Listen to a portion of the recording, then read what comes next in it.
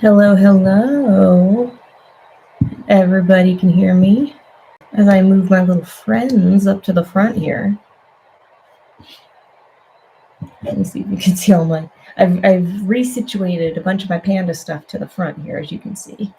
Actually, maybe just a smidge up front here. Hopefully the lighting's decent. Everybody good with that? Maybe just move that just a smidge. Just a smidge. There we go. Can everybody hear? Hello, hello. Goodness, look at all of y'all here. Arch, Tacit, Bones. Bones! Oh my God. I would have hoped that you showed up here. I don't know how much I will make it through. Oh, don't worry. This will go quick. This will be a lot quicker. This isn't a reading of the whole movie, but this is reading a screenplay. So I will be reading beats and doing voices to the best of my ability, especially as I did scratch for a number of these voices, and I may do different takes on the characters that I was doing scratch for. So, Carlamine, Chris, Michael, Bio, good to see you all here. Goji, I see you up there too. Let's see. Yep. We got people floating around in here. Oh, Dr. Waluigi. I don't watch many streams in general, but I need to do it more often, to be honest. Yeah, and as you can hear, I'm trying not to do this with music. We'll see how it goes. I just want to make sure, because I don't want to play any copyrighted music, even though I would love to play. I would love to play the Kung Fu Panda 4 soundtrack on here. I don't want to get a copyright strike on that thing, especially for a stream that I'd love people to see and not get blocked. So so thank you guys so much for joining me tonight. As you can see, I've got not one, but two sequences, as promised, based on reaching the coffee goal, which thank you guys so much. I'm thrilled with how we reached it a while back, and I just was trying to make sure I found a proper night to stream. And then after the stream is done, I will be opening up the slots for Wednesday stream. By the way, because I'm still working on the previous ones. I have my outstanding queue. Those are in progress now. I'm trying to really just take big, large swings going into those. Okay, so thank you so much. I wanted to be sure I got to this, because I know you guys have been waiting for it. Amphibian Joyer, hello. Yes, so we're going to be doing this. So I will probably have this sitting out here. You're not too late. Literally, I'm just about to start. I figure it'd be easiest enough to do this. And but yeah, as you can see, these are from my time on Kung Fu Panda 4. Just to give you a background for everybody who wasn't in the know. Yeah, I did a coffee goal because I unearthed not one but two of these sequences that I did scratch audio for during my time on Kung Fu Panda 4. I was a production coordinator working with the layout team on the film. But they basically were like, hey, anybody that wants to read lines in double whammy, if you are able to, if you've had acting experience in the past, or like to do voice acting and have this, and yeah, so I got to do it. And was pulled in for a bunch of supplemental characters and brawler, even some brawler types. And if you've seen the movie, hopefully you have. Why are you here if you haven't seen the movie? Unless you're just interested in the behind the scenes of it all, that's fine too. But just letting you know that these are sequences that are in the movie. So this is not completely unearthing stuff that is it's not going to get me in trouble, So these are sequences that do exist in the movie, but there is new dialogue and a new version of each of them. There are differences between both of them, with dialogue you haven't heard, and beats that were either cut for time or just felt like they were probably just a little bit extraneous, and so they were like, we got to trim this for time, trim. So oh, hi Iris, hi, hello. Evan, let's see, I know people want to Evan, we are we're not talking about Wish on the street. This is, if we could keep the discussion to Kung Fu Panda 4 / DreamWorks. And no, Evan, we are not going to ask about who's hot this time. Please, let's keep the focus on the sequences being read. Yes, what Chris said, please. Thank you. Respectfully, I just want, I'm like, it's fine if you want to goof around on the other streams, on the sketch streams, because those are a little bit more loose. But the night belongs to DreamWorks, specifically to Kung Fu Panda 4. So yeah, so I'm gonna get started. These are one right after the other. Like, these sequences both actually take place in the same setting. So we're going to do, and you're also going to learn about like different sequence numbers and what they were numbered and stuff like that. So we are starting with sequence 800, which is called Free Dinner, which, if you've watched the film, which I'm hoping you have, was the big, huge tavern fight. That basically was one of my absolute favorite sequences, and it was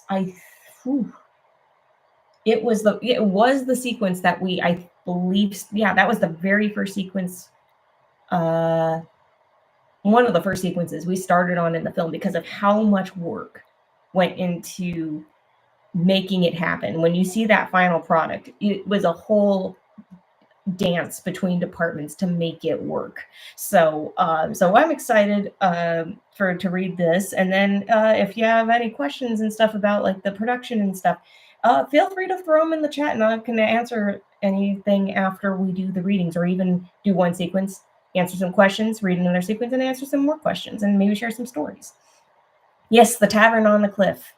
So yes, let's get started with sequence 800, Free Dinner. And I will be reading this as a screenplay, so it's going to say exterior, which characters are speaking. So making it the most of your time, but this is how you read out with screenplays. So, exterior dockside, tavern, night. We open on a dark night. Poe and Jen see a boisterous dockside tavern in the distance. Poe to Jen off the tavern. So, are you sure we'll find a boat captain in there to take us to Harbor City? Note, Harbor City was the original name of Juniper City, believe it or not. But there's a real Harbor City in China, and they didn't want any legal problems with that. So, Harbor City. Jen. Are you kidding? For the right price, those cutthroats will take us anywhere we want to go. Of course, we could always opt for the four-finger discount. Jen mischievously raises her four-fingered paw. Poe, how many times do I have to tell you? No stealing. With that, Poe starts off as a disgusted Jen follows. Jen. Hey, has anyone ever told you that all your decency and goodwill is really annoying? Besides, what's your problem with stealing anyway? Poe stops and turns. You want to know what my problem is with stealing? I'll tell you what my problem is with stealing. There are two kinds of people in the world, good guys and bad guys. Good guys do good things and bad guys do bad things. Stealing is a bad thing. Jen. Says who? I mean, what if a good guy does a bad thing for a good reason, or a bad guy does a good thing for a bad reason? Poe. That doesn't even make any sense. Jen. You know what doesn't make any sense? You. I mean, you're the dragon warrior. You got all these mad skills and powers. So why don't you just walk in there and lay that smackdown on these jokers until they just give us what we want? Poe. First off, Kung Fu Masters don't lay the smackdown. And second, a Kung Fu Master only uses physical violence as a last resort. They near the front door and see the sign for the ironically named Happy Bunny Tavern. Poe continued. The Happy Bunny Tavern. Well, that sounds inviting. Just then, smash! The front window explodes as a roughed up bunny is hurled out into the street. Barge patron screams after him, and stay out! Poe dims. Yeah, that's probably a little more of what I was expecting. Now come on, let's find ourselves a boat captain. On those words, Poe heads into the tavern. As he does, Jen discreetly lifts the groggy bunny's wallet. Put it back, Jen. Jen grumbles and heads inside. Interior dockside tavern, night. The place is packed with characters, drinking, gambling, and disrespecting the bunny waitstaff. A wolf grabs a waiter by the ears. A lizard at the mahjong table throws knives that barely miss another terrified bunny. Over by a chef bunny, a rhino hovers over him, watching the bunny cooking. An obscured figure dips the screen with hot steam. Back to Poe and Jen in this unfriendly scene. Poe hangs his hat when, thwack!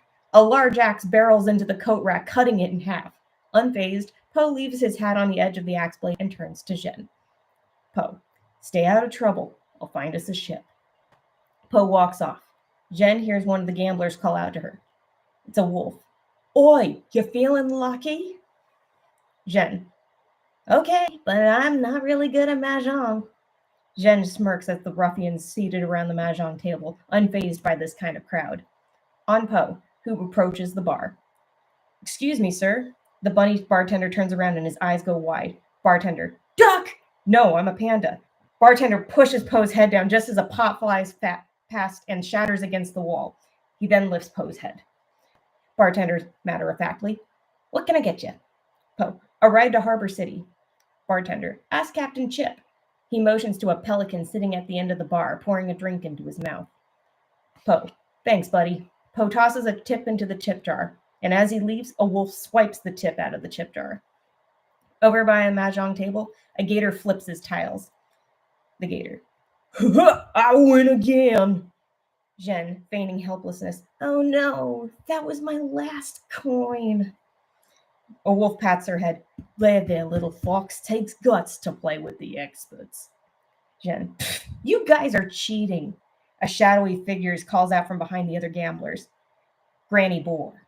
Did you say cheating? A cloud of steam from a teacup obscures the figure. We may lie, maim, and steal, but cheating at mahjong? Revealed Granny Boar and her two henchmen. She stands atop a walk held by her boar henchmen. Never! Granny Boar hops off the walk and onto the mahjong table. Jen pleads, oh please, just one more game. Granny Boar, you ain't got nothing left to bet. Jen looks around and spots Poe and his staff of wisdom. Her eyes narrow. How about my friend's jade staff, huh? Granny Boar considers Jen's proposal. I'm listening. Jen, if I win, all that I'll ask is that you pay for my humble rations. Granny Boar, you got yourself a deal. The mahjong duel is on. Over by Poe at the bar. He takes a seat next to the pelican, whose name is Chip. Poe, my friend and I are looking for a ride to Ganku.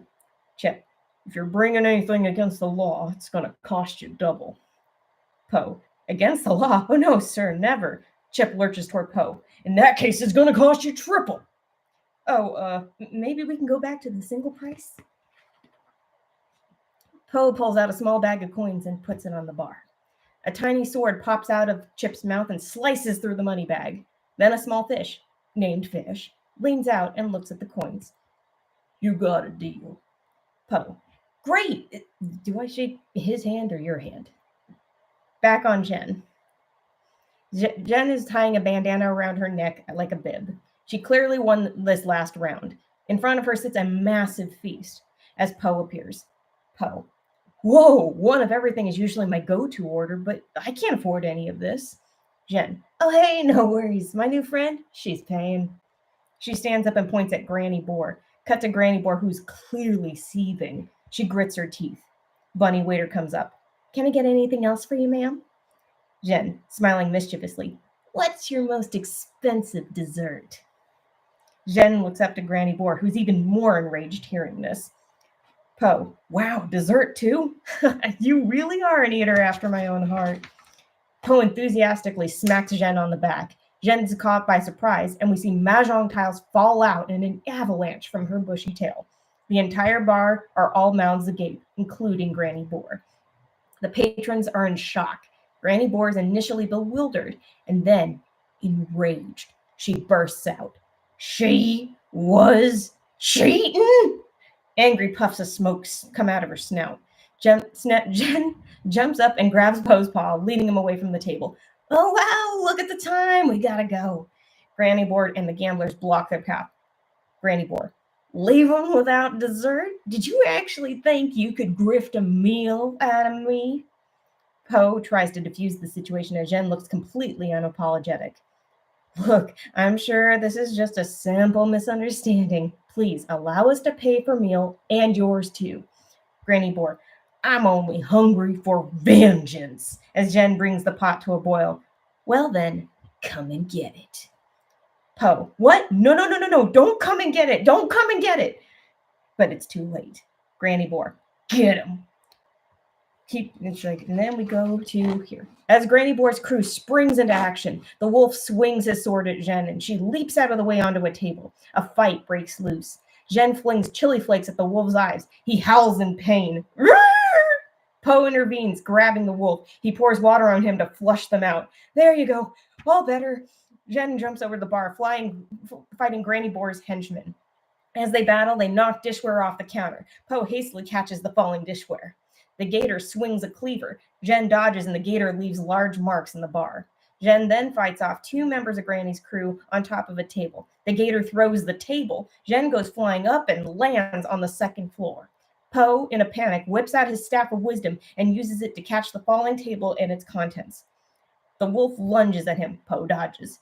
Poe lands on the second floor, where Jen faces off against the gator. The gator swings his sword and Poe blocks it with his staff.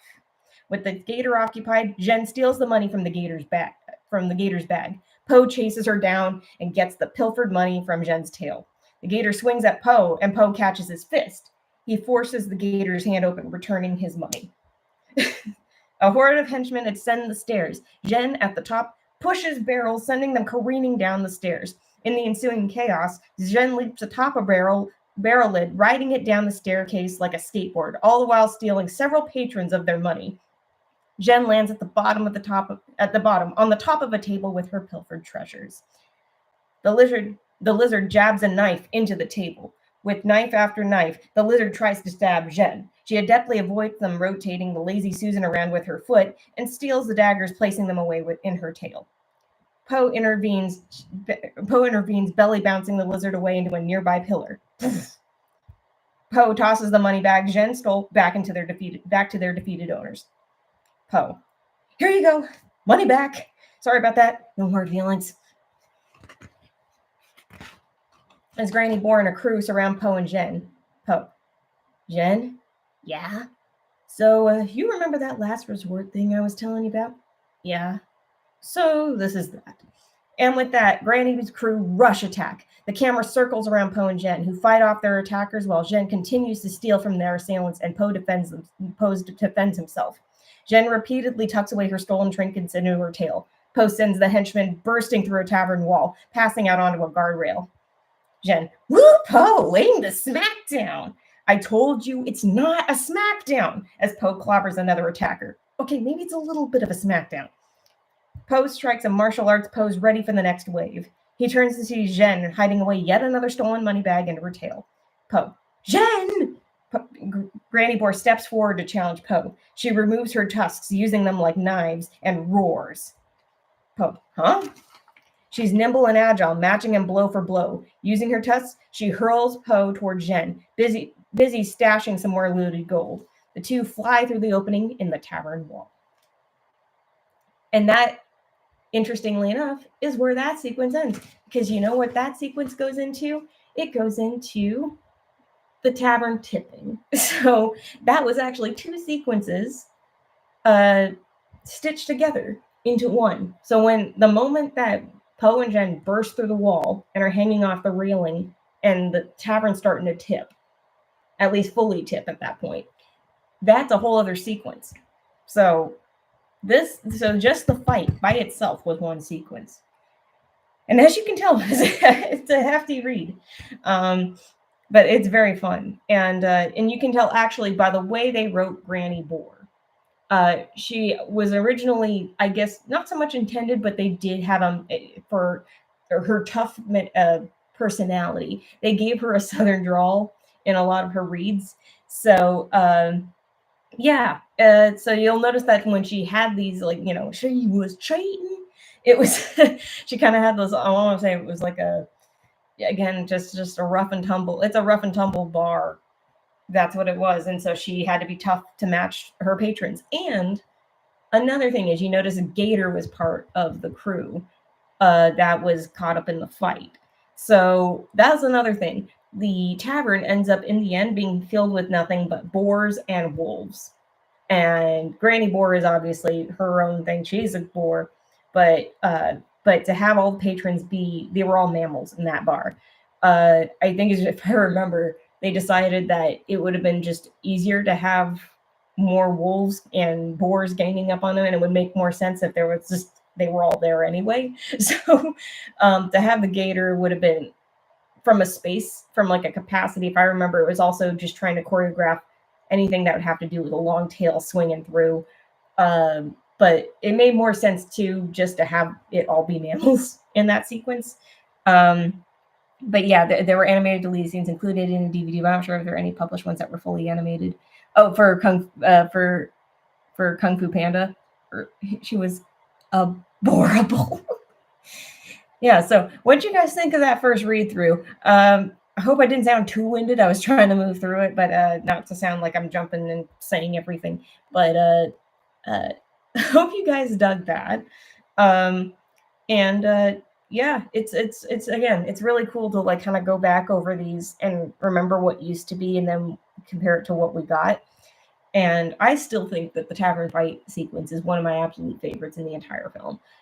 It was so fun. It was so fun to see being made, and to see being choreographed and working with the layout team. I mean, they have to block in 3D. They start blocking in how everything is going to look from storyboard into a 3D space. You're basically turning the storyboards into 3D, and you're getting the cameras figured out and everything before the animators even get their hands on it. Because then once they do, then you kind of tweak and touch it up, and then you send it off to rendering and into final layout. And so that's where they put all the lighting and the fur rendering and cloth rendering and all that kind of stuff.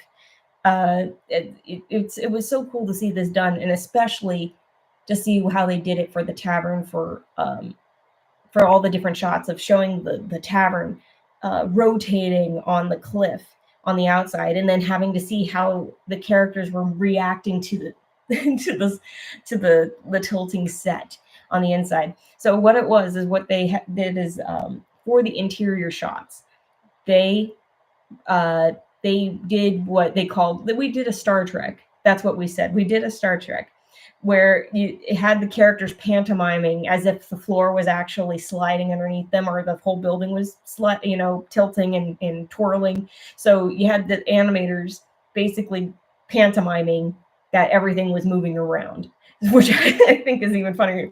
So you have to imagine if the camera and all that stuff wasn't tilting, they would just look like they're sliding around the floor like nothing's happening.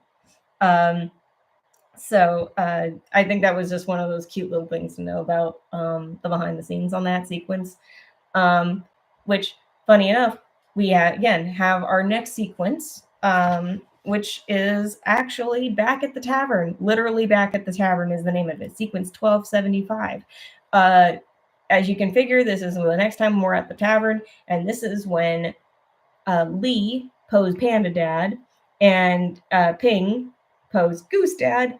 Have finally, because they insisted on following Poe and seeing if he's okay on his journey. They have finally made their way, followed their trail to the tavern. So let's see. I admire the team for figuring all that out, because I'm reading the scene feels so complicated and fast-paced. Serious props to every animator ever. Yeah, I mean, when I say it takes a village to make a movie, like especially an animated movie, oh my goodness, it is a whole dance between departments, between teams, and heck, even between production people. We all have to make sure we're communicating to the other teams and having dailies with other teams, to make sure that everything is flowing together, and we're making sure everything, any technical issues are resolved. We get the tools to our artists. We make sure the everything is ready for the executives and the higher ups and our directors, and it's especially just, it's a whole thing. And I don't think a whole lot of people really realize how much of a dance it really is. It feels like I would say a dance with like 1,000 people all having to do making sure all of their stuff dovetails into the next thing. So, um, and yes, I agree. I wish people would see these movies more than kids stuff. Yes, I absolutely agree. Animation is a medium, not a genre. So it's like when people look at animated films and just see kiddie stuff, like, is there sometimes content in, like, sure, in Kung Fu Panda, are there some jokes that are clearly for the kids to watch? It's fine. It's fine. And heck, there's the adults that like those kinds of jokes too. So, but at the end of the day, you have people that really do want to tell a story. And I think it's just, I am still so much in awe of what we were able to do. And especially with as fast paced a production as we had it. I think it was one of the fastest paced productions, uh, in at least at that point in DreamWorks history. Um, Especially after the acquisition, after NBCU acquired DreamWorks.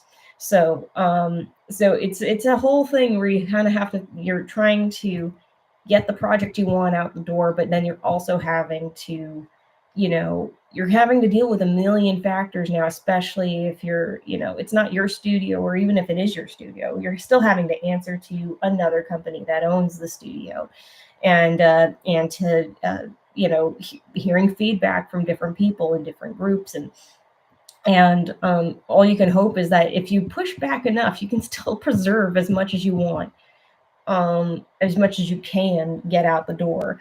And so there's going to be I know there's, like, that's why it's so hard with making films, is that they say number one thing is don't be too married to anything, because odds are it's going to change, it's going to be cut, it's going to end up in a deleted scene, or it's like, it's everything's going to be subject to change.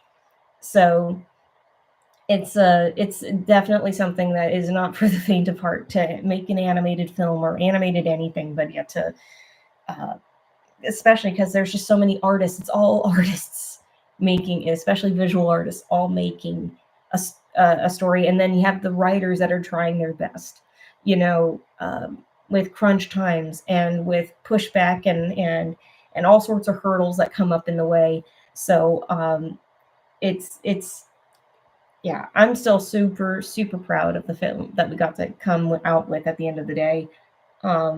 Exceedingly proud. It was an absolute feat, and to see it from as early on as I was able to see it in its production. I'm very proud of it. I'm very proud to say that I was part of it too. Anyway, I'm gushing. I'm in the middle of time here. I want to get to this next sequence, and then I can continue to talk more and answer any questions that you might have in the chat. So think about what you're going to gear up and then have them, if you have them. So I'm going to read sequence 1275, Back at the Tavern. Interior, Dockside Tavern.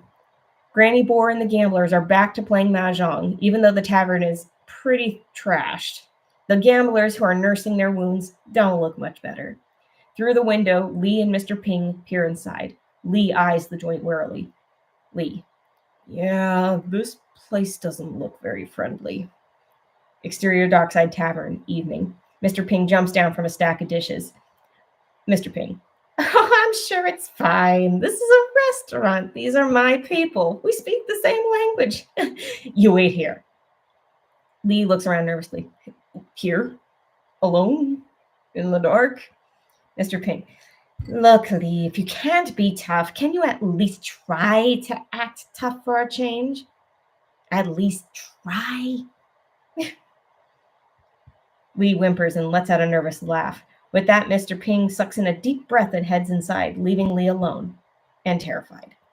Interior Dockside Tavern, same. Suddenly, the gamblers hear bright and peppy Mr. Ping.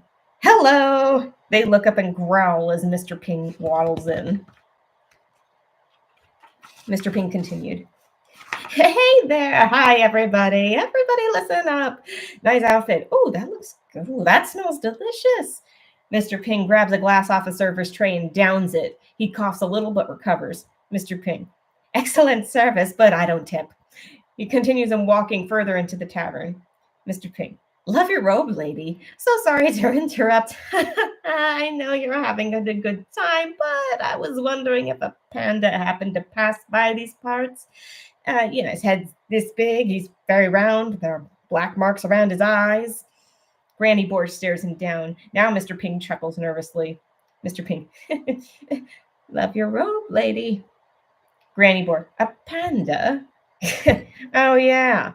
She takes the mahjong tiles and clack, sets them down. He was here. You know him? More gamblers appear beside her.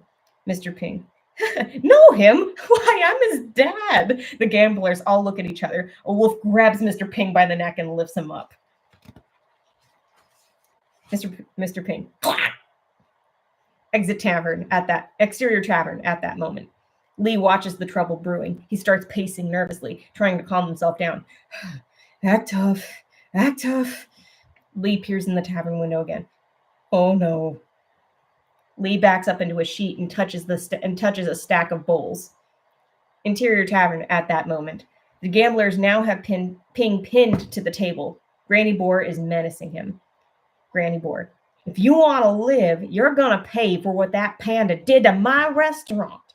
Mr. Ping, okay, how much do we owe you? I'm sure my boy wouldn't have done this for no reason. Is it possible your broth was bland? Granny Boar and her cohorts, including General Sal was the name of her chef, by the way. She had a chef named General Sal. React, deeply insulted. And Granny Boar, I don't know, maybe you should taste it and find out. She pulls his head over a bowl of soup. Mr. Ping squawks in surprise. Whoa! Oh, no. The broth smells excellent. No. He laps some with his tongue. Mr. Ping, it is excellent. You should not have a single thing, especially not me. Granny's about to dunk Ping's head into the steaming bowl of soup when Lee, off screen, let him go. They look up and see a panda-shaped silhouette backlit in the doorway. Everyone gasps. The rhino barkeep goes, the panda! The rhino barkeep ducks under the bar and hides. Gamblers group, he's back! Another group of gamblers brandish weapons. Oh, yeah? Lee steps into the light, acting like a total badass. Lee's confidence grows. But you're about to wish he was. Because if you think you're about to wish he was. Because if you think he made a mess of this place, you have no idea what I'm capable of. Lee continues to walk imposingly through the tavern. Everything he learned from me. The gamblers look on, unsure what to think. Ping chuckles, tense and scared. Lee, except for one thing, mercy. I don't know where he got that because I don't believe in it. Continued. Must have gotten that from his mother's side. Now this can go one of two ways. The easy way, in which you tell me where he is, or the hard way, in which you tell me where he is. The choice is yours. Mr. Ping still dangling over the broth. From me. He learned it from me. Put me down and I'll forgive you. Lee walks further into the tavern and grabs a glass. He downs the drink and spits it out all over the server. Lee tries to jump onto a stool, but it instantly breaks under his weight. He then jumps onto a table, goes up on one leg, doing a crane pose, wobbling as he struggles to balance.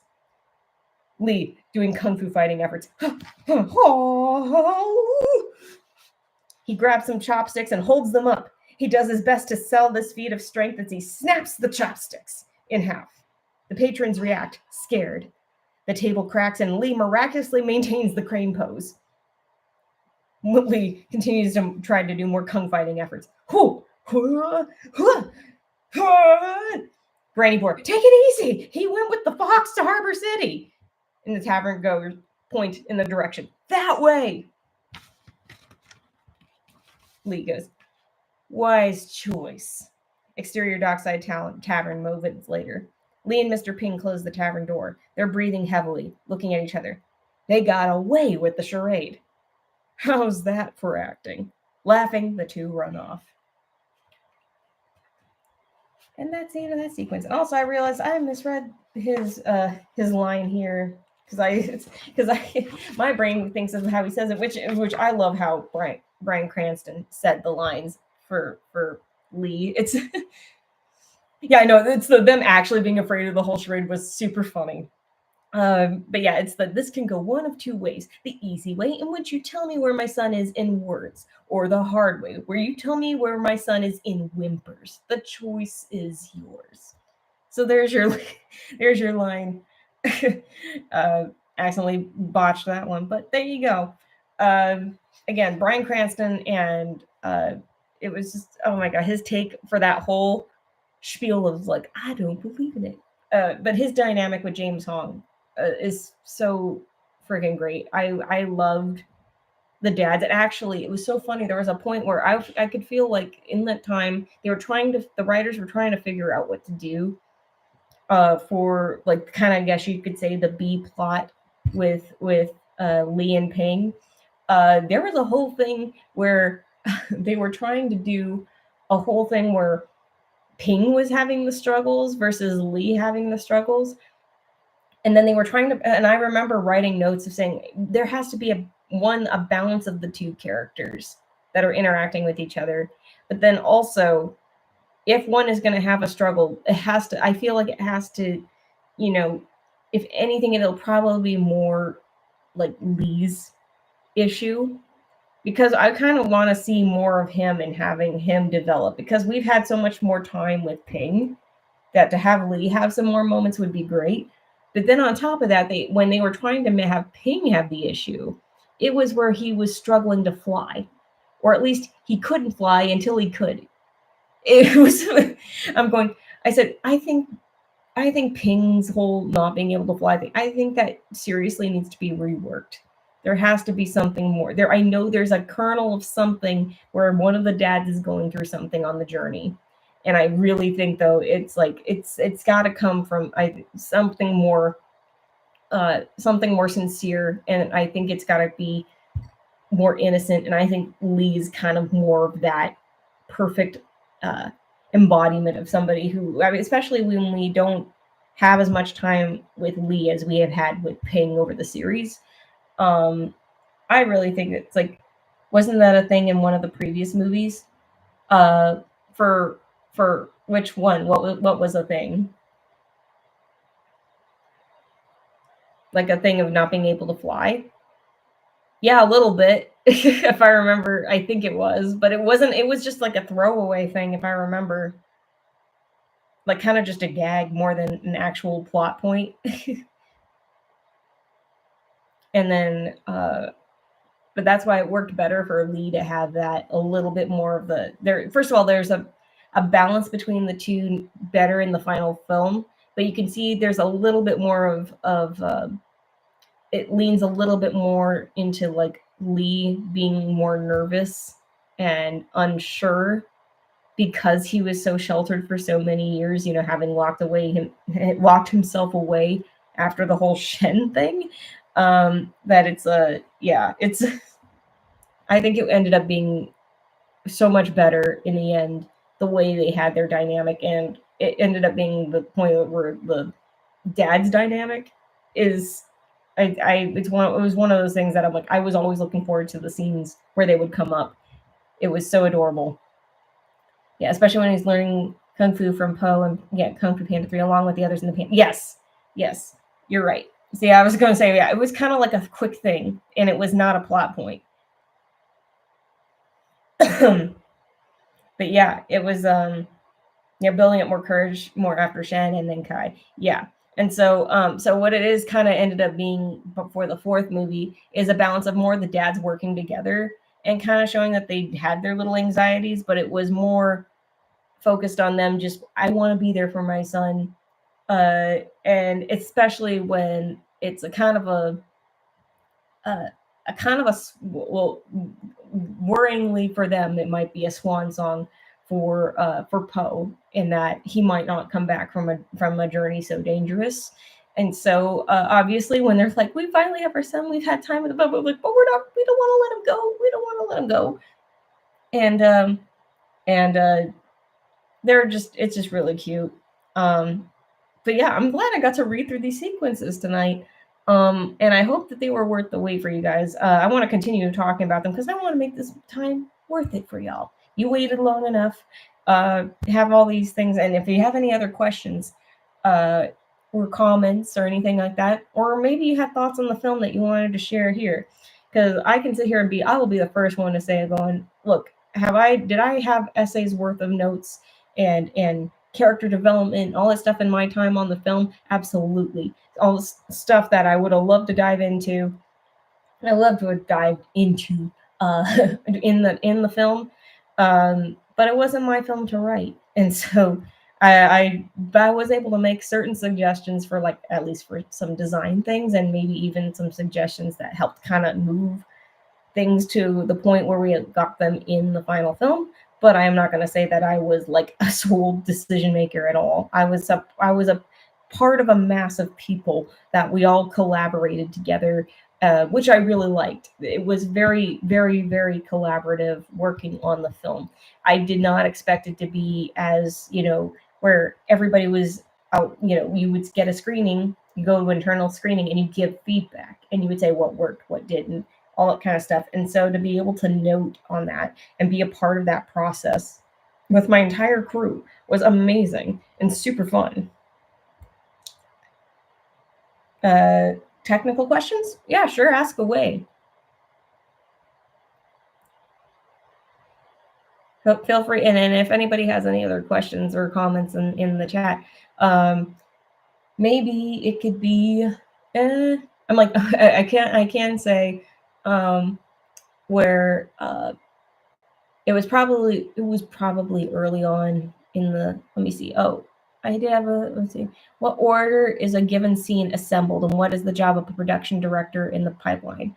Well, I'm a production coordinator, not a director. So coordinator basically helps deal with the people well, not just people, but they do work with the artists in that they do a lot of the organizing and pipeline management so that the artists don't have things to worry about like that. Because it can, in fact, be very overwhelming to look at the stuff that we look at on the production side. It's also sitting through meetings and meetings and meetings and meetings and taking notes and putting together presentations and more meetings, dailies. You're basically kind of helping to convey. You're trying to make sure everything just runs smoothly and notes are given. And that's really what the gist of that is basically making sure that the artists are taken care of. They have the tools they need. Any notes that come from executives or the directors or even other teams, anything that's caught in a dailies thing, you can convey the notes, get them noted down, and get them back to your team. Basically keeping everybody on the same page. We help make sure that all the teams communicate with one another. And that file, well, I would say, more or less making sure that files get to the right places too. But especially working in ShotGrid. ShotGrid is what we worked on for pipeline management. You would basically pull together whole presentations from just files being dropped into a ShotGrid playlist and making playlist reels and all that kind of stuff. And you would, it was all basically, again, it was doing all the technical stuff, the peopling stuff, and the sitting in meetings a lot that the artists don't have to worry about as much unless it's absolutely necessary. But yeah, and then let's see. What order is a given scene assembled? It's interesting because they'll write there'll be a story written, or at least a plot of a film, for Panda, I should say. When I got in there were already sequences given numbers. How they get those numbers, I can't tell you.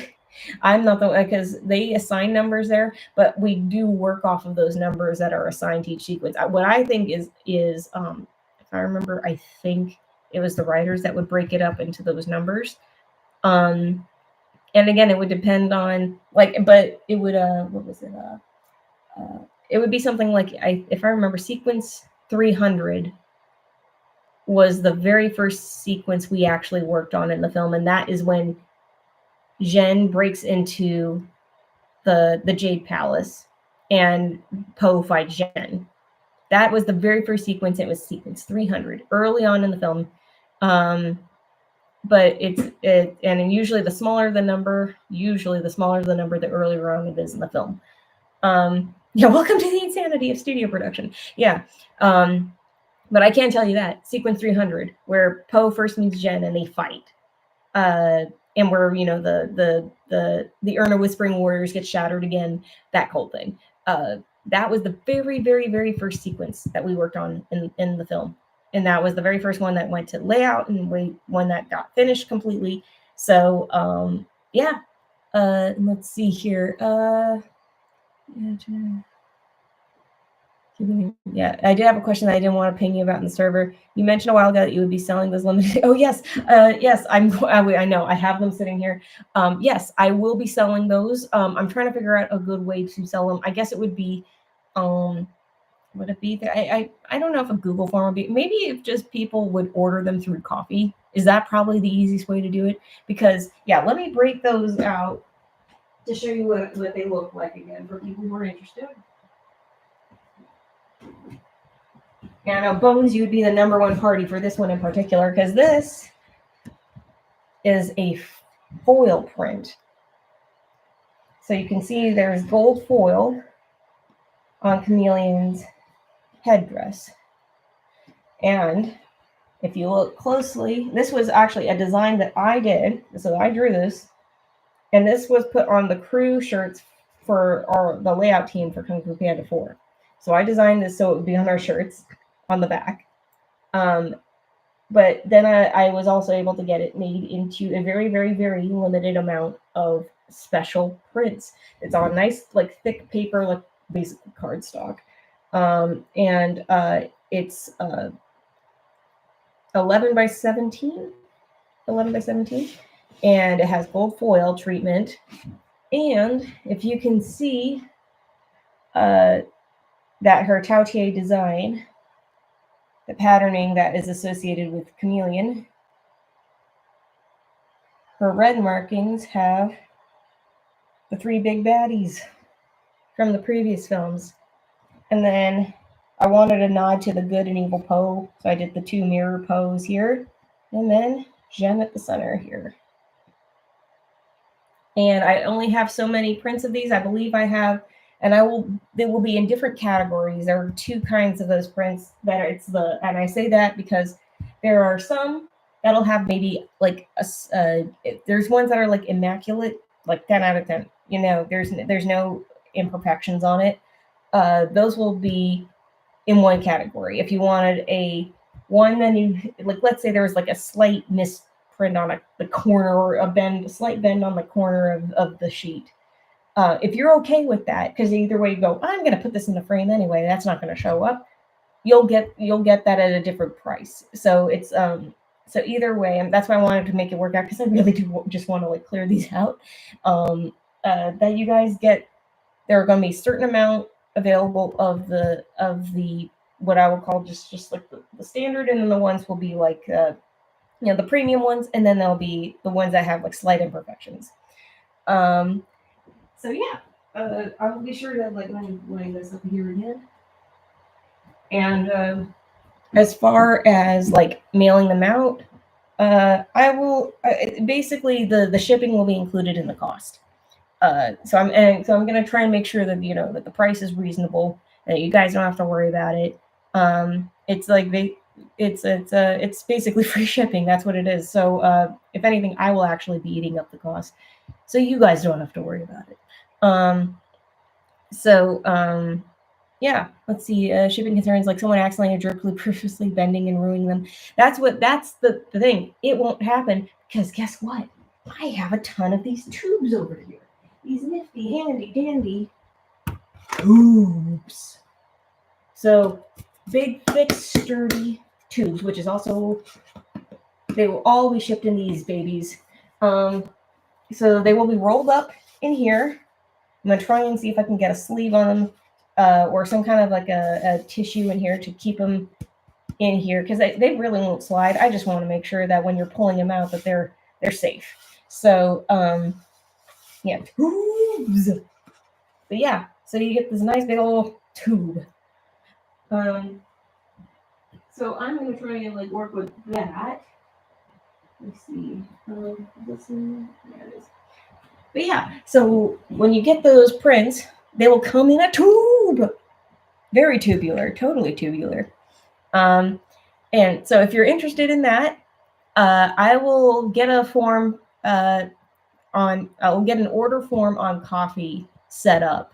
I think that's probably just the easiest thing, is making sure that you get either there will only be like, I'd say, let me think. I think I would say there's 10 premium and 10 with slight imperfections. And I mean, like, literally, they are so slight you wouldn't, they're so slight. But it would pocket you a print that's still completely, totally fine at a slight discount. So I think that's I think that's an agreeable setup, wouldn't you say?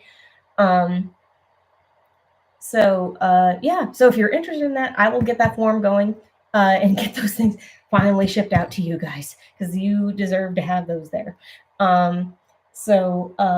Let's see here. But yeah, thank you so much for asking about that. Again, I think probably the easiest thing is just getting it through Coffee. So I'll get that set up. How big are the prints? They're I believe 11 by 17. I will measure again, but I believe they were, yes, and 11 by 17.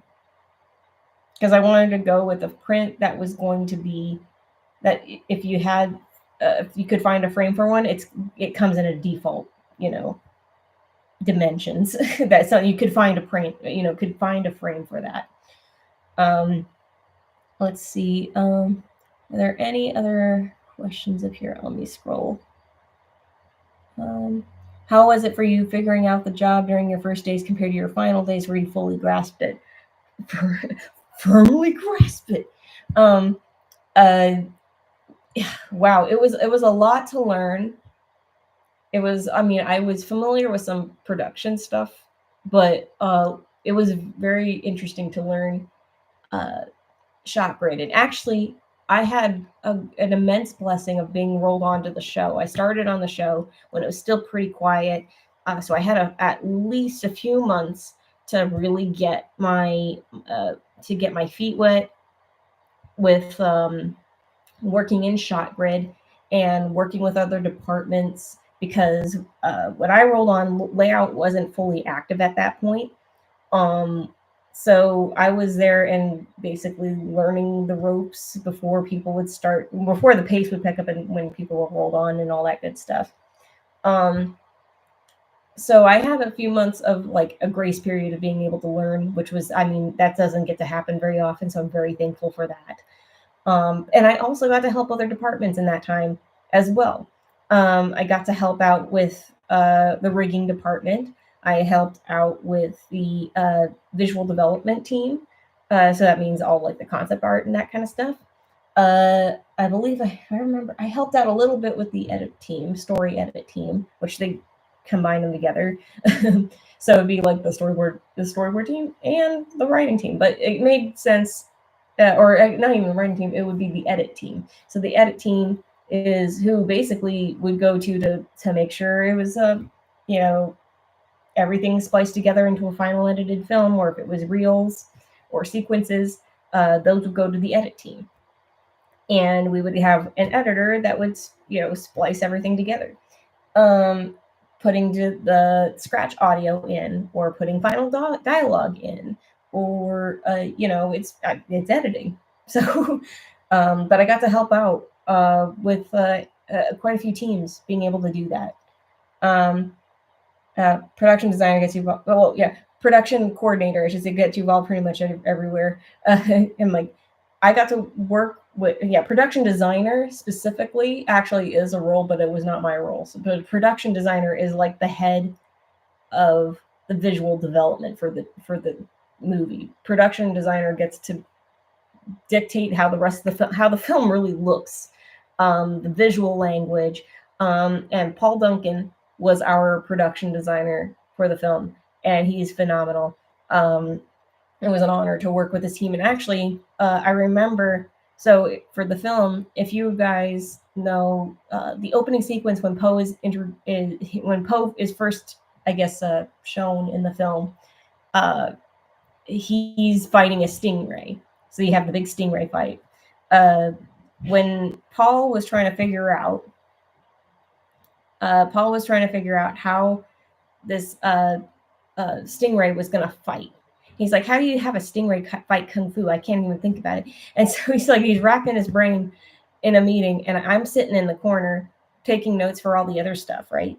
And I kind of go, I'm like doodling in the corners, and I go, if it's okay, I do have an idea of how it could work. So I started I had been drawing stingrays, and I said, I'm like, imagine kind of like like bending a pancake a little bit, something big and flat, and seeing how it would look like, arms coming up into kung fu poses or anything like that, using the tail like a whip, that kind of stuff, as part of maybe like a leg sweep kind of thing. And so I had these little sketches, and he's like, yeah. I want to actually scan those and send them and put them in our design chat so that they're added to the meeting notes. Make sure they're sent to our little note taker for the meeting notes. So I guess that part got in there, was showing how the stingray was going to move. And then I do also remember when they were coming up with the kung fu masters at the end of the film, as they're being freed from the cages. We were going to finally get a good look at all these kung fu masters at Chameleon's defeat. One of those masters was going to be like Master Bear, and there was this whole thing about them trying to figure out how is this bear going to look, because he has to look unique from all the other bears. Because even if you use let's say a template for a character, coloration and how they're dressed and all that stuff, it's still going to it's going to set them apart from visually from everybody else.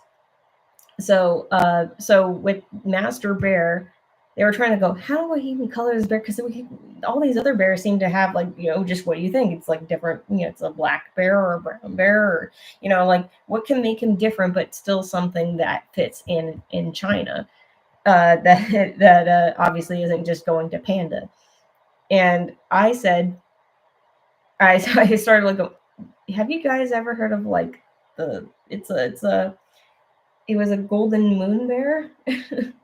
So let me pull up what a golden moon bear is here. Golden moon bear.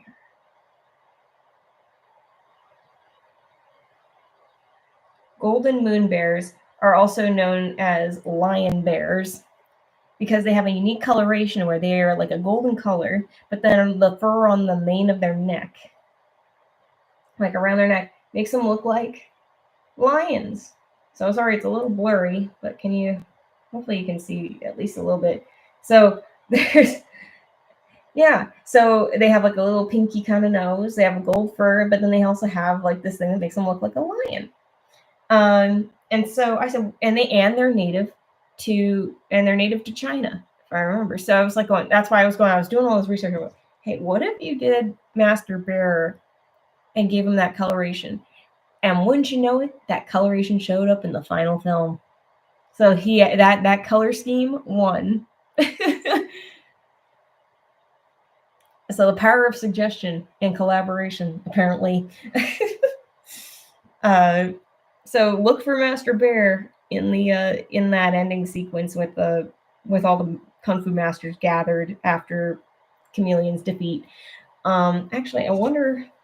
I know there's a look at one of them. Let me see if I can find a shot of that. Where is it?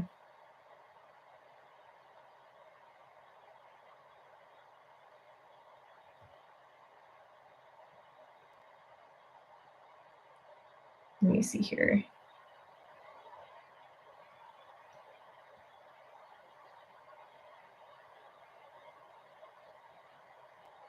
I think it's here. 1 second. I should be able to pin it in here. after the ad goes by. I completely forgot Master Bear and the Bear Crime Boss. I was like, isn't Public the only bear? How are they going to make it stand out too much? Yeah, because see, they really don't utilize other bears that much. Like pandas are not the only bears in China or in Asia in general. Like it's so like on the Asiatic continent.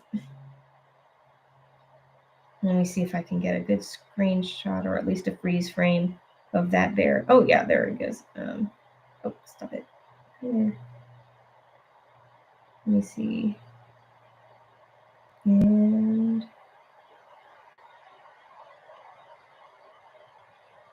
there he is. Okay. So this shot of like them leaving their cages and stuff. See if you can see that. There he is.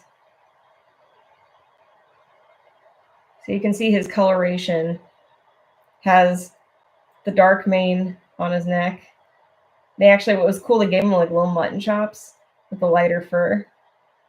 Yeah, I like that they gave him the dark brows as well to match the neck. But that's that golden moon bear color. Yeah, again, power of suggestion. So yeah, now you have an actual like lion bear represented in in the Kung Fu Panda universe.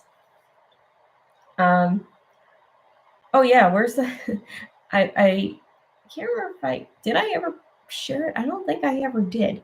In the tavern fight scene, never noticed him. Now, and this is where I say, look at the background characters. You never know what you're gonna see. Also, hi Shelby. I didn't get to properly greet you. Hello. But let's see. There also was in the tavern fight scene when Jen kicks that bowl of chili flakes into the wolf's face. I did the wolf scream in the I did the wolf scream in the original scratch audio for that sequence.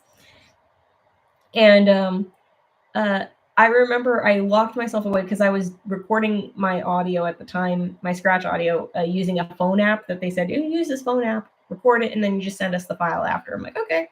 So I isolated myself. I was on the studio lot at the time. I was on the campus. I found a conference room, tried to check around to see if nobody was there. I locked myself up in the conference room to soundproof myself, and I just screamed in the room for my different takes. Yeah, and then I remember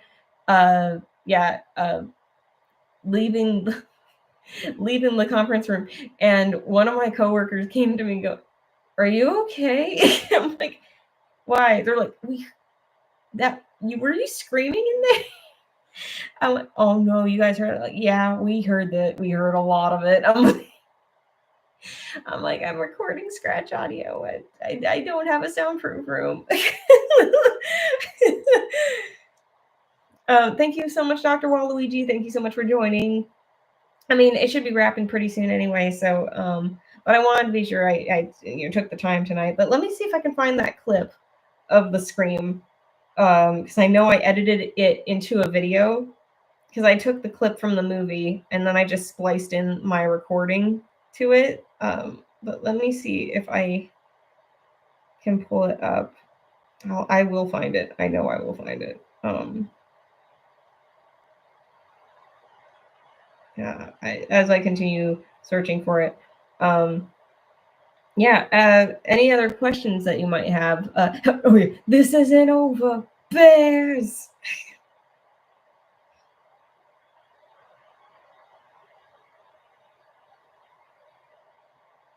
But yeah, if there's any other questions that you might have about the production, or even about characters or story beats, character designs.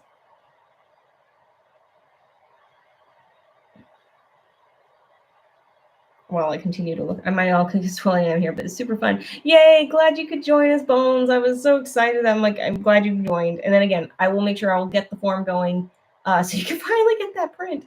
Oh, Goji, you're back. Wait, how long did you leave for? How long did you leave for, Goji?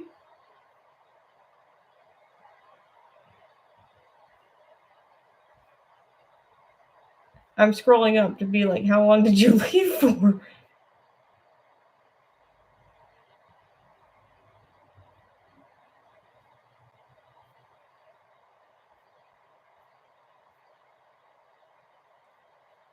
Sorry, something else happened. I had to take care of it. No, that's fine. I just am like, were you going? But I was going. Did you miss the entire thing, Goji? I mean, at least this is recorded, so there's that. um. Again, I'm still trying to look for that. Still trying to look for that video. I know I have it. You know what? Let me search.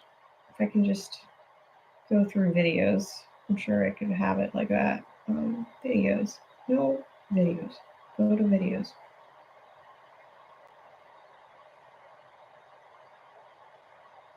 Let me see.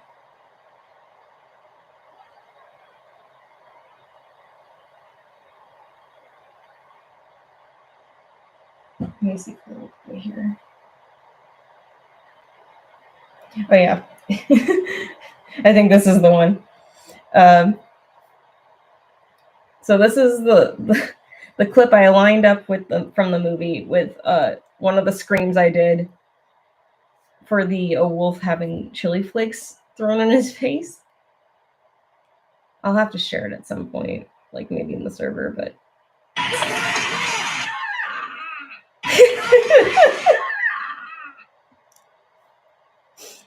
so it's funny to hear the scream off camera. Hopefully you guys are able to see that, but I'll loop it one more time. 10 out of 10 scream.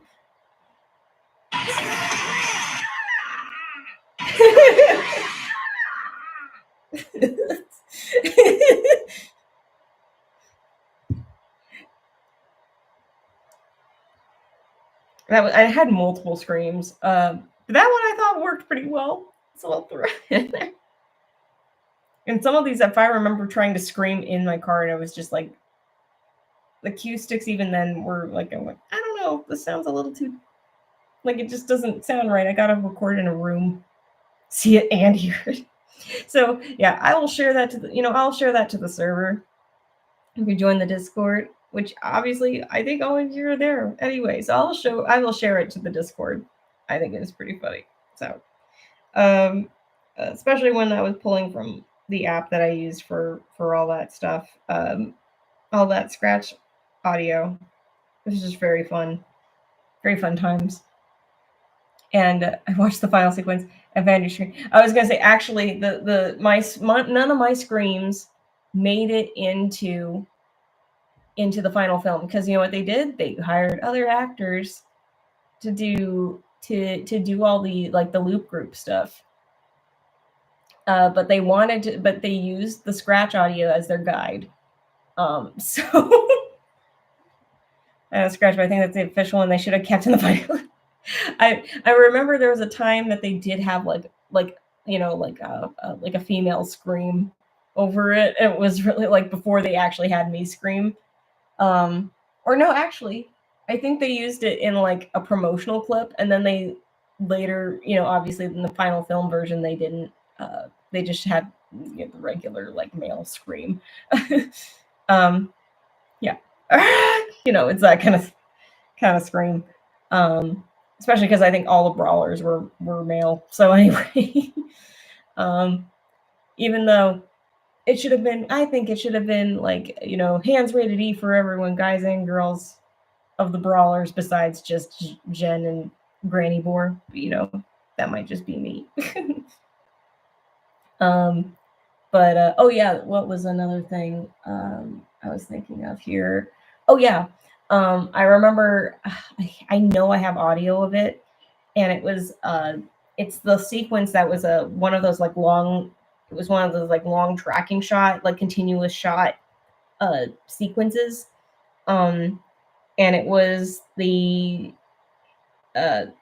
sequence where it's back at the restaurant and everybody's spreading rumors about the chameleon and what she's capable of, and it all word gets back to Ping, who's like nervously chopping vegetables in the kitchen, and he's all worried about, if Poe's gonna be okay, and Lee's trying to reassure him it's fine, it's fine. There was a goose, one of the goose guards. I did the scratch for him, but I just did it in more of like just I guess I could just did it because I think that it wasn't going to be defined of like if the goose guards were going to have a boy and a girl, or it was going to be two girls or two boys or whatever. But I did remember recording a line for one of the goose guards, and I got to do it was a yeah it was a,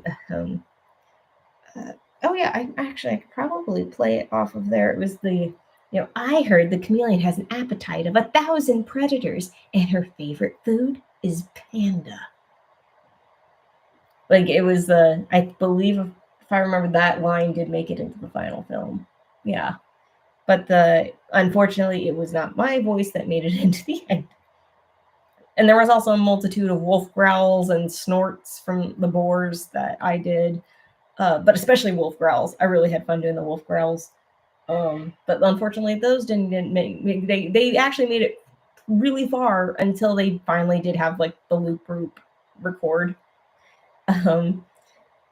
But it was crazy to see like my scratch audio being used for almost final animation and hearing just that, that kind of stuff, going like, hey, that's me.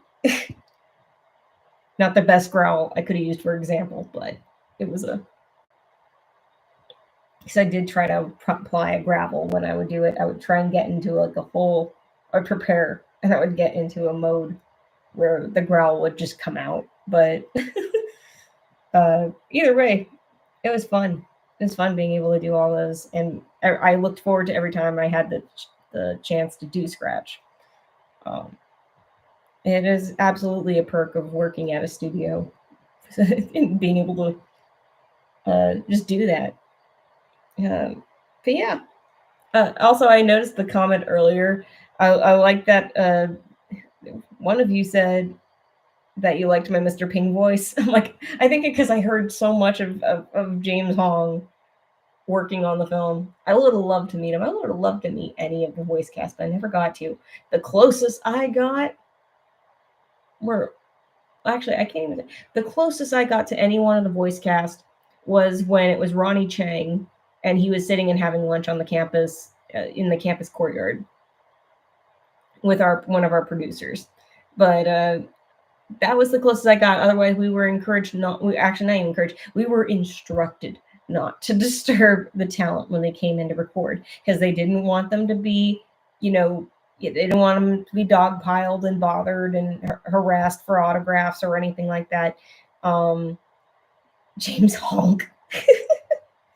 Oh, thank you. The lisp he uses. Oh, I'm glad you guys like that I captured him. I'm like I tried to be to honor his performance, especially when again you hear so much of his performance, you kind of go, maybe I can try and emulate that. But I will say, yeah, that's probably physically the closest I got to meeting any of the cast. But it was Ronnie Chang who played Fish out of Fish and Chip, because Chip is nonverbal, except for maybe the pelican honks, pelican squawks. But yeah, and then but yeah, I remember also another instance, which was I definitely think I'd shared it on stream before, not on this one though. If anybody's interested in hearing the chocolate covered marshmallow story, I don't know how many people have heard this story. of the people that are still here. Anyway.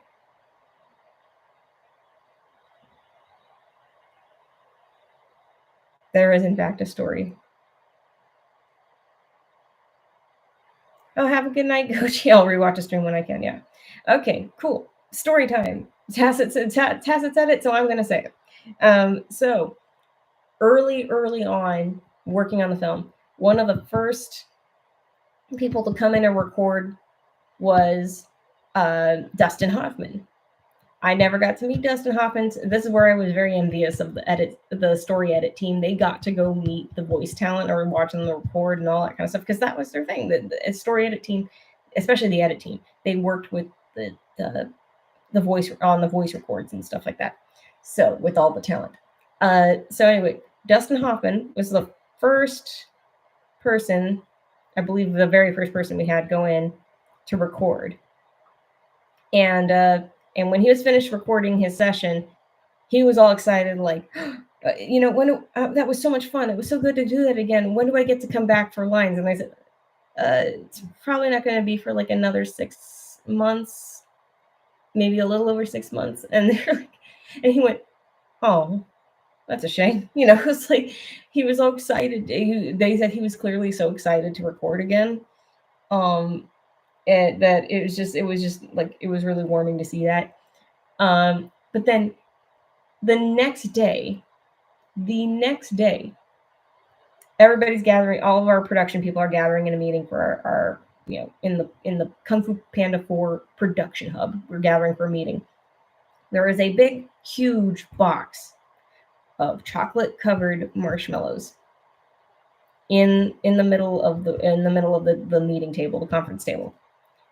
Story edit team comes in and says, "So, we got this box today, delivered to the studio from Dustin Hoffman as a thank you, and he wanted us to share the chocolates, these chocolates that he had delivered to us." I looked up where those chocolates came from. They were like Beverly Hills marshmallows, like Beverly Hills chocolate covered marshmallows. And we're talking like it's like at least a $500 box, something like that, at least. So the fact that we had these chocolates from Dustin Hoffman like that day after he came in to record. Everyone's like, okay, so Dustin Hoffman is our grandpa now. Everybody agree that he is our grandpa now. And it was just absolutely an absolutely wonderful little moment. And then what a great kickoff to like having the voice records and hearing the talent come through. So it was very adorable. And I still think about those chocolate covered marshmallows. They were delicious. But yeah, I don't think that's I think that's not a bad way to end the stream with a nice little anecdote, unless there is somebody or anybody else with a question or comment or anything else. I see. Sorry, I didn't see this one here. Amphibian Dweller, a very specific question, but while discussing sequence numbers, you said usually smaller numbers earlier in the film. I kind of got hooked on the usually. What causes exceptions to that?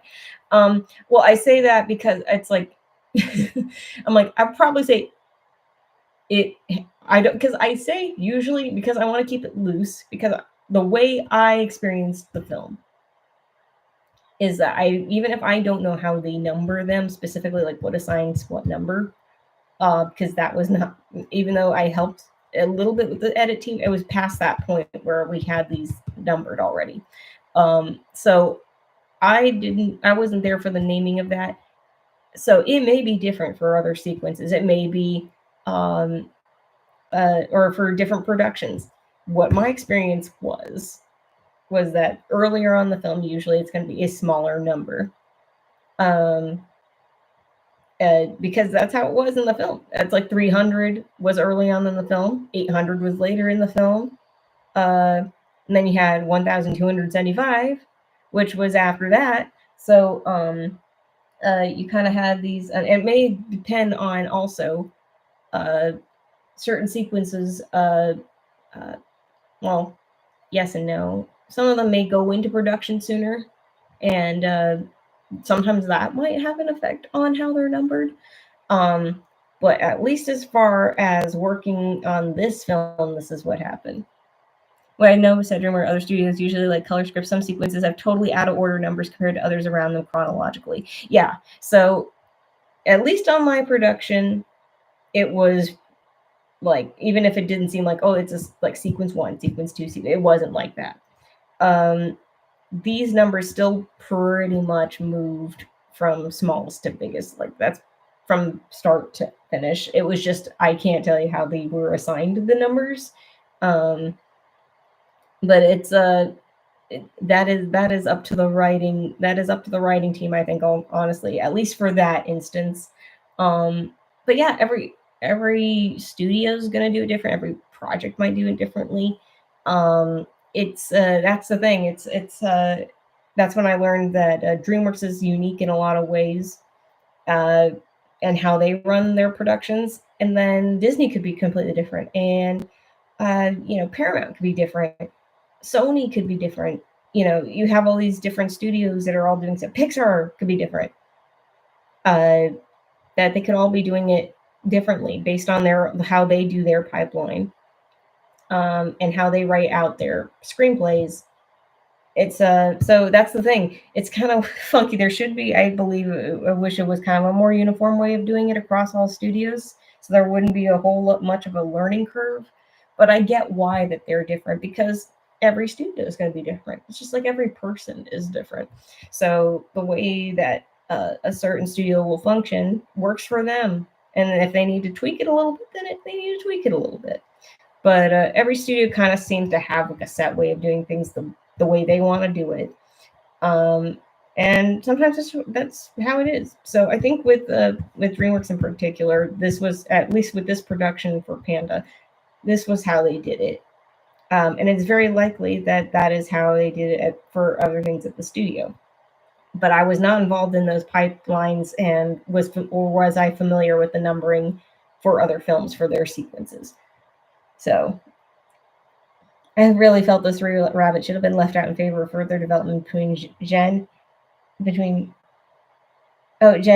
yeah, and yeah, it was. I agree, because I wanted him to kind of be like, it was a. I kind of wanted to think of, like, like a Guardians of the Galaxy, when it's Yondu, kind of like, I wanted like Shen. I have to say, I wanted Jen.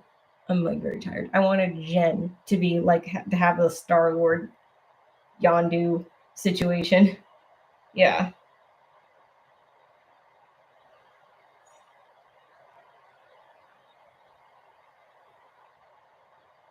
But yeah, it's by the way, it's Han, because I realized, I'm like Jen and Chen. I'm like, who's Chen? I'm like, you mean Han? Got it. But Han is yeah. I was excited that we had Ki Hui Kwan for our production, because I mean, he brought a lot of life to the character that I really, yeah, I agree, deserved more screen time.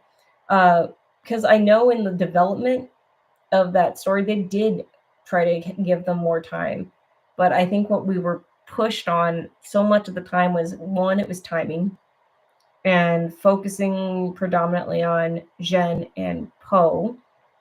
And I know what my wish list item was. I wanted more development, spoiler alert, on Jen and Chameleon's relationship. I was trying to pull together, uh, I had a whole thing, I joked to multiple people in the production. I said, I wanted to be, the head of the chameleon trauma department.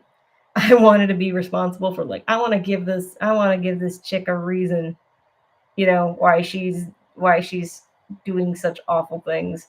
Um, and it's a real shame that Bones left, because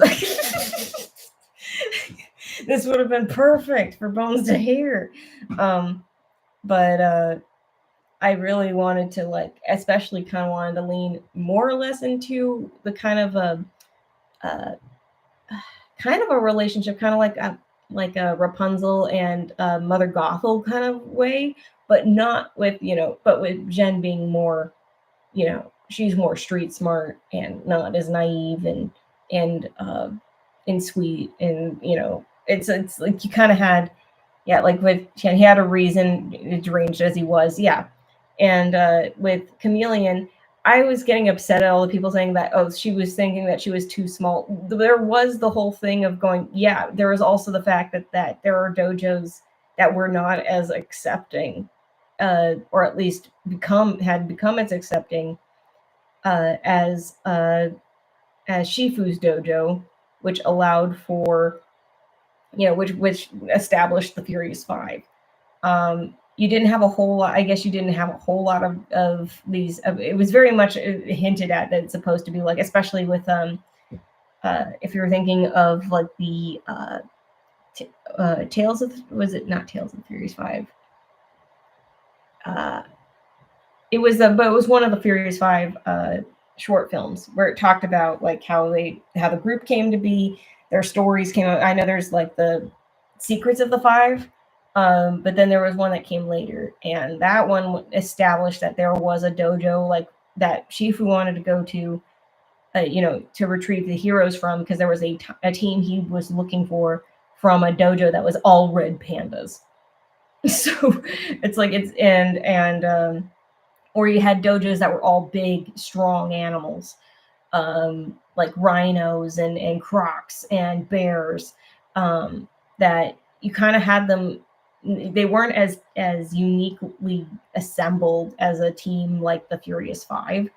So you may not have had as many welcoming places for Chameleon to go if she wanted to pursue it. But it's also a matter of she was also very mentally stuck and set in her ways of thinking that, she's not exactly the problem. That's how she sees it. It's going like everybody else is the problem. But there's also the thing is that maybe she was selling herself short, didn't want to admit it, and just didn't even try. And she just lied about, trying to get in as like constantly. There's a whole bunch of different explanations that you could have for like her motives for to say, or at least for not so much motives as it is justifications for saying that, oh, they deemed me too small. Oh, it's like, oh, but Mantis is right there. I'm like, she very well couldn't have been given the grace that Mantis was given for his size and his capabilities, like Shifu gave him that chance. But it's very likely that had she maybe gone to Shifu, it's probably, maybe, very possibly her story could have ended differently. That's the way I see it. I don't think it was as easy for her to go and find that training, because I don't think many people believed in her. And even then, there's also the possibility that she really didn't try as hard, and because she probably only limply tried and thought so highly of herself that she didn't even bother, like thinking, I'm just going to set myself apart and just cheat my way. I don't need these other guys, So there's like there's ways you can dissect it. I absolutely do agree that there should have been more done to like flesh her out in terms of that, because she is actually like, oh god, there's so much that was going on behind the scenes to like make her really interesting, and it kills me that some of that was sacrificed. And I feel like, for lack of a better word, it was like when you have fan service done in a film, because it's like, oh, well, people are demanding this already. If we don't put this, then like the executives will say, if we don't have this, then I feel like this movie's not going to make it. It kind of feels like that. And it's like, so then you end up sacrificing stuff for like the story, because you have people higher up that will not trust the creatives to develop it the way they want to develop it. And but I especially wanted to, like, I personally wanted to play with the direction of Chameleon being, kind of sort of like Mother Gothel, where she's like kind of the obsessive, abusive parent kind of figure, adoptive parent figure. But to especially do it as a mentor to Zhen, who, she's trying to basically, she's taking out her traumas and her anger and everything out on Zhen, who was from the start as a kid was trying to look for something better, and was very impressionable in that she was very easily lured into this promise that of better things that the chameleon seemed to have on the surface, but it's all came at the price of she wasn't going to have a real family. She wasn't going to have like there was a whole thing I wanted to have, again with Han being her adoptive father in raising her, but and being the one that really cared about her and really missed her, and that's why he's so bitter when she comes back and wants her and basically wants her dead. It's very much like Yondu and Peter. Like, it's that being angry that you're kind of like angry enough to be like, I want you dead, but not really, because I'm hurt that you left me after everything I did to like raise you and protect you and teach you. So it's yeah, I love the Mother Goth will take it. That was exactly the sort of vibe I immediately caught from that dynamic on first. Yeah, thank you. I'm glad you did, because I'm like, I was going, there was a whole I would have loved to, again, for them to go stronger on that angle. And that was part of my whole essay worth of notes that I was going like, I want to explore this. I would have loved to explore this. But we, in the case of just this, again, all the hurdles that you face in a production when you're trying to like make things happen. And so many people had so many good ideas that you're trying to like, and that my ideas were just a handful in the sea, but I know that there were people that are going, no. Like, I had notes that were like that too, So it's a whole thing of then you're up against this whole different way of doing things that it's just where ultimately at the end it translates to that the artists and creatives and the writers are not trusted to do what they can, what they want to do and what they should be able to do, because they're like, this is a ton of the people that worked on Kung Fu Panda 4 were all people that worked on the previous films. They know those characters and that world better than anybody else, because they had worked on all 3 of those other Fast films, and who knows, some of the TV specials even too. So it's like, and Viola Davis was a phenomenal. She was a phenomenal choice. I'm glad they ended up going with Viola Davis, because I remember took a while for us to find that voice, and when they got to her, it felt like a perfect match. We were trying to look for something. It was. That's why I said if the only other person I probably would have thought, actually there were two people I would have loved to have seen if they were to permit it. And technically, I know why the second one didn't work out, but or at least wouldn't have worked out. Is first of all, I remember if Michelle Yeoh hadn't already played the soothsayer in Panda 2, I would have loved her to be the chameleon. But I also know that at least for the kind of energy that they were looking for chameleon was Meryl Streep.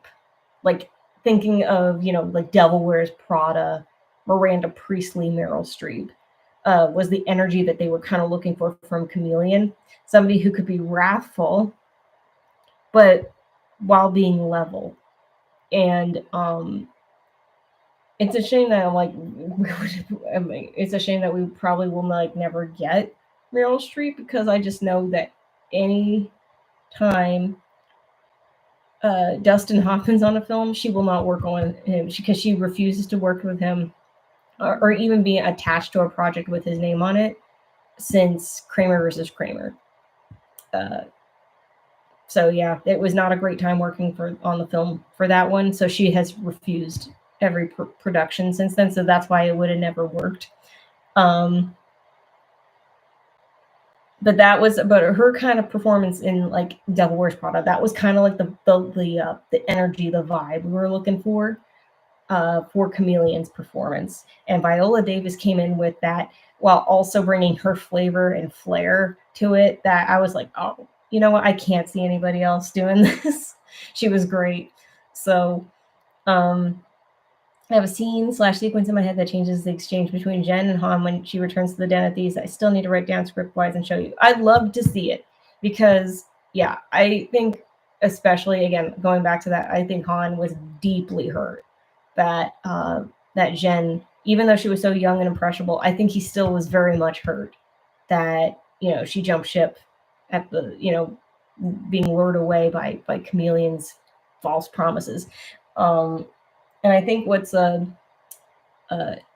interesting too is that animators themselves will want to tell the stories like in the little nuances that sometimes isn't even written down. You see it happen, you get involved with these characters, and you just see how they interact with each other, and it's all these little nuances that the animators throw in, and it is fantastic. So I highly recommend watching the movie again. See what you catch between characters as they interact, because the animators will tell a story so much in all the little tiny little micro movements, where characters are placed, where how a character may look at another character even just for a moment, and it just tells you so much. Yeah, and in that way, the mind fills the blanks. And that's what I can say about it. Is what I, especially having known how much had happened over the course of the production from the time that I was on it, and seeing what the end product became. It's just incredibly interesting and fascinating to, know where it was and where it came to be at the end. And yeah, I'm still incredibly proud of it, and considering it's I still can't believe I have a name attached to not just a movie, not even just a DreamWorks movie, a Kung Fu Panda movie. Just it still boggles my mind. I still kind of process and going like, it's already been like out for over a year. I know, but I'm still processing. So yeah, thanks for letting me ramble and answer questions and stuff like that too. If there aren't any other questions, I'm happy to kind of wrap here. And I do have other sketches that I still have to get done for those other sketch streams. And I will open up those slots. So if you guys are waiting for the next on-stream slots and all that, or off-stream slots, those will be posted right after the stream is over. So thank you guys so much for joining me for tonight, and for letting me ramble about the production, for letting me read these sequences at long last. And now that's recorded, so you guys have that. Hopefully the deliveries were just fine for you guys. I'm happy to hear that some of you like how I read some of the characters' lines, and they were characters that I didn't even read for in the movie. I would have loved to, though, because they were very fun. I think I really would have killed it as Mr. Ping, to be honest. So thank you guys so much. Again, stay tuned. The links will go up on my Discord to order for the next sketch stream. And yeah, and if you have any other questions about Panda, about DreamWorks, or even just like just any other movie questions, like that kind of stuff, feel free to you can ask them in the general chats or anything on Discord. That's totally fine. But yeah, hope you guys have a good morning, good afternoon, good evening, wherever you're at in the world. Have a skadooshin' one.